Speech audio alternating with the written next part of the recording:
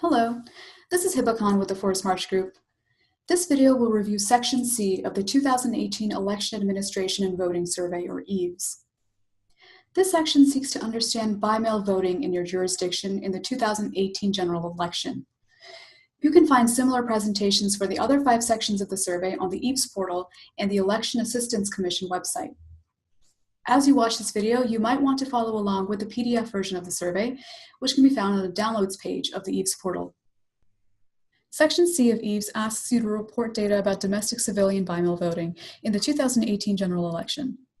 In previous versions of EAVS, these were called absentee ballots, but for 2018, we've clarified that all by-mail voting should be reported in Section C. You'll report the following data in this section. First, how many by-mail ballots were sent to voters? Second, how many by-mail ballots were sent to permanent by-mail voters? Third, how many by-mail ballots were accepted and how many were rejected? And finally, why were by-mail ballots rejected? As you answer Section C, keep in mind that you should only provide data for domestic civilian by-mail ballots. You shouldn't include any UOCAVA mail ballots in this section because that data will be reported in Section B.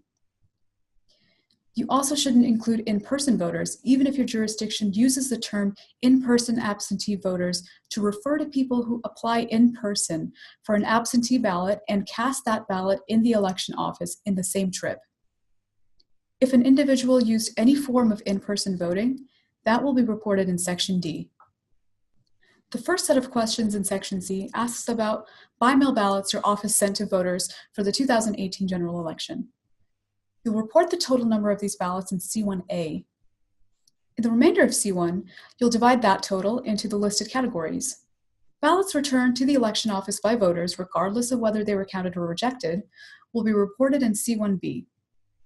Ballots returned as undeliverable will be reported in C1C.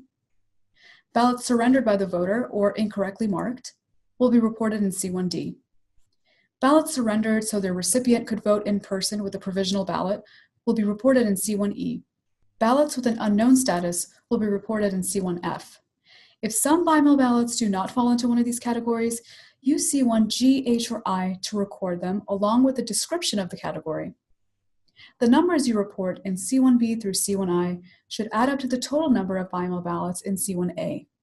Next, the survey asks about ballots sent to permanent by-mail voters. These are voters who automatically receive a by-mail ballot in an election without having to file any additional ballot application. You'll report this total in C2A. If your jurisdiction doesn't allow permanent by-mail voting status, you can enter -88 in the Excel template or check the Does Not Apply box in the online template. The next set of questions focuses on by-mail ballots that voters return to the election office. In C3A, record the number of by-mail ballots processed and counted in the canvas of election results.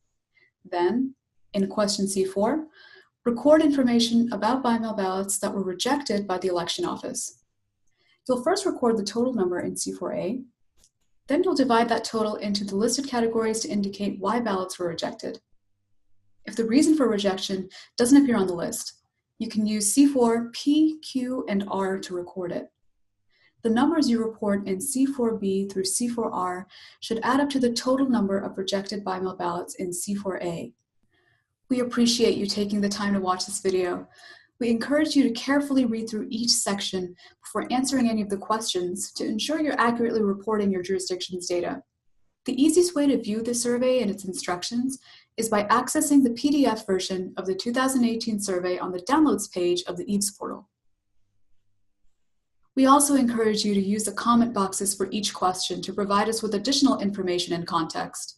This will help us analyze and report your data accurately. If you need additional assistance, please don't hesitate to contact us at EAVS@forestmarchgroup.com. All emails sent to that address will be answered within 1 business day. Thank you, and we appreciate your time and your contributions to the 2018 EAVS survey.